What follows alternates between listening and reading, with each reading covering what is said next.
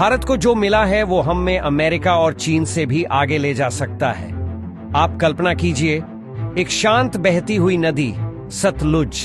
सदियों से यह नदी पंजाब की धरती को सींच रही है, इतिहास की गवाही देती हुई बहती जा रही है।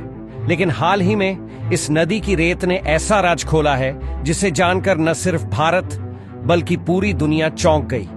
आईआईटी रोपार के कुछ रिसर्चर्स जो एक सामान्य सॉइल स्टडी के लिए सतलुज की रेत को एनालाइज कर रहे थे, लेकिन तभी उन्हें कुछ ऐसा मिला जो उन्होंने कभी सोचा भी नहीं था।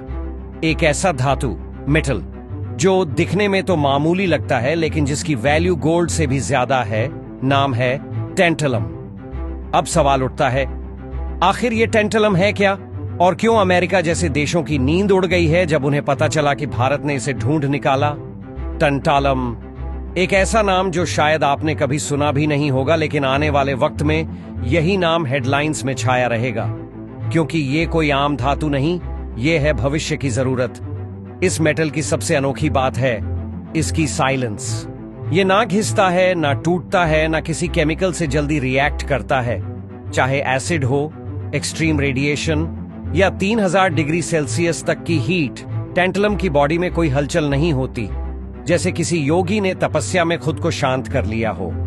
मेडिकल वर्ल्ड में इसे बायोकम्पैटिबल मेटल माना जाता है, यानी अगर इसे इंसान के शरीर में लगाया जाए तो ना ये इन्फेक्शन देता है ना एलर्जी।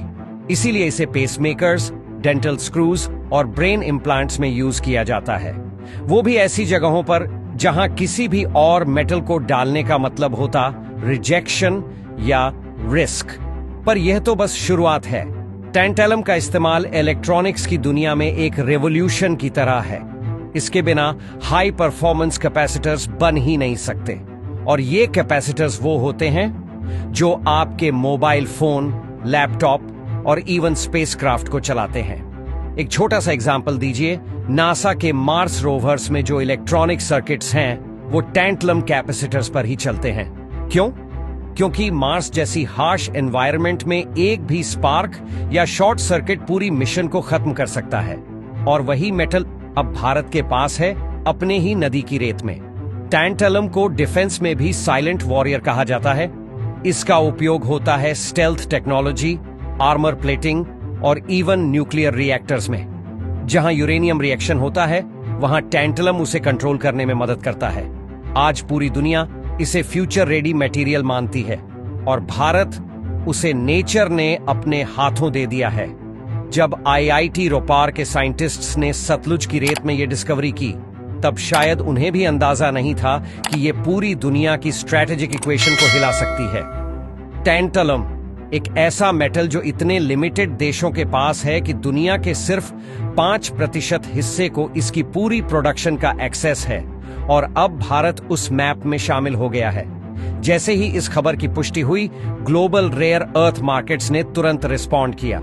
एक्सपर्ट्स ने कहा, India has entered the game. अब तक रेयर अर्थ डिप्लोमेसी सिर्फ चीन के इशारों पर नाच रही थी। दुनिया के करीब 60% से ज्यादा क्रिटिकल मिनरल्स का प्रोडक्शन सिर्फ चीन में होता है। जब उसने एक्सपोर्ट रोक दिए, अमेरिका और यूरोप को अपने हाथ पैर फूलते देर नहीं लगी।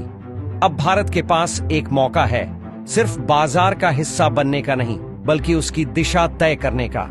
भारत सरकार इसको लेकर काफी अलर्ट हो चुकी है।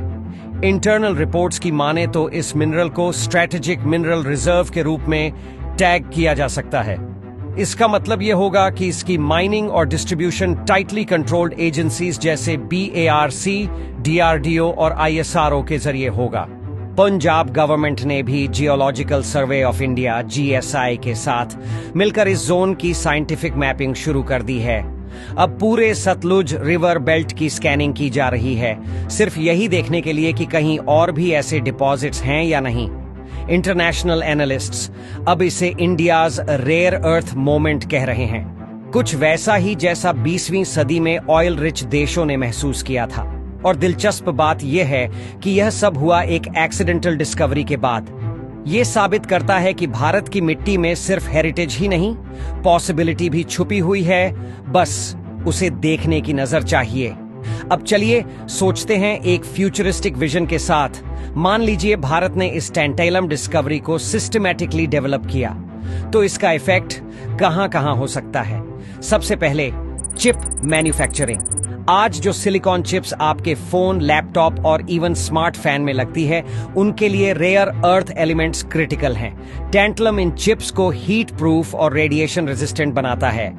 भारत, जो अब तक चिप प्रोडक्शन में पीछे था, वो अपने खुद के टैंटलम बेस्ड फैब्रिकेशन यूनिट्स शुरू कर सकता है, खासतौर पर डिफेंस और स्पेस ग्रेड सर्किट्स के लिए। फिर आता है बैटरी इनोवेशन। आज ईवी रेवोल्यूशन का सबसे बड़ा चैलेंज है बैटरी एफिशिएंसी और थर्मल स्टेबिलिटी। टैंटालम के नैनो एलॉयज से ऐसी बैटरीज बन सकती हैं जो ज्यादा चलें, जल्दी चार्ज हों और ओवरहीट ना करें। अब बात करते हैं मेडिकल साइंस की। इमेजिन कीजिए कि एक इंडियन पेशेंट को इंपोर्टेड पेसमेकर की बजाय मेड इन इंडिया इम्प्लांट लगे, जो इंटरनेशनल लेवल पर अप्रूव्ड हो और कीमत में 70% सस्ता हो। और डिफेंस, बस एक उदाहरण सुनिए। अमेरिका के B-2 स्टील्थ बम्बर्स और F-22 जेट्स के इंजन में टैंटलम बेस्ड एलॉयज इस्तेमाल होते हैं ताकि वो हाई हीट को अब्सॉर्ब कर सकें और रेडार से बच सकें। अब जब वही रिसोर्स हमारे पास है, तो भारत अपने तेजस और ब्राह्मोस को नेक्स्ट लेवल पर ले जा सकता है। इसीलिए अब वक्त है कि भारत सिर्फ रिसोर्सेज डिस्कवर ना करे, उन्हें स्ट्रैटेजिकली डेवलप करे। प्राइवेट सेक्टर को भी इसके लिए रेडी रहना होगा, क्योंकि आने वाले 5 से 7 सालों में ग्लोबल डिमांड इतनी बढ़ने वाली है कि जो देश तैयार नहीं होंगे वो पीछे छूट जाएंगे। ये डिस्कवरी हमारे सामने एक रोड मैप रखती है, एक ऐसा फ्यूचर जहां भारत न सिर्फ एक कंज्यूमर होगा, बल्कि इनोवेशन एक्सपोर्टर भी। दोस्तों, ये सिर्फ एक साइंटिफिक डिस्कवरी नहीं है, ये भारत की मिट्टी का वो उत्तर है जो सदियों से अनदेखा रह गया था। सतलुज की शांत रेत के नीचे छुपा था भारत का टेक्नोलॉजिकल भविष्य, और अब वो पूरी दुनिया के सामने है। कभी कभी नेचर खुद चुनती है किसे वो अपने रहस्य सौंपे, और इस बार उसने भारत को चुना है। यह खोज न केवल वैज्ञानिक दृष्टिकोण से महत्वपूर्ण है, बल्कि यह हमें यह भी सिखाती है कि इनोवेशन केवल बड़े लैब्स या फॉरेन कंट्रीज तक सीमित नहीं है। IIT रोपर जैसे